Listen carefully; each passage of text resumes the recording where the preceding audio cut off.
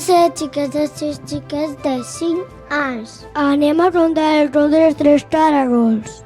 Hi havia una vegada 3 caragols que anaven a la festa del quart caragol. La festa era al bosc i havien de passar per un pont. Els caragols se van caure. Oh!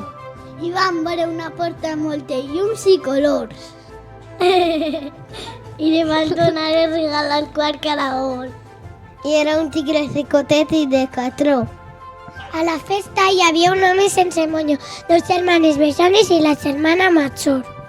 I s'ha acabat la festa i volien tornar a casa. Hi havia una paret que posava «Stop!». Els caragols van decidir escalar i continuar el camí.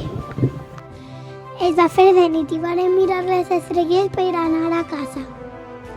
Aleshores va aparèixer un bou. Tots els caragols van pujar damunt d'ell i els va portar a casa. Tots els caragols van riure de les aventures passades. Este conte s'ha acabat, el conte s'ha acabat. Us ha agradat? Sí!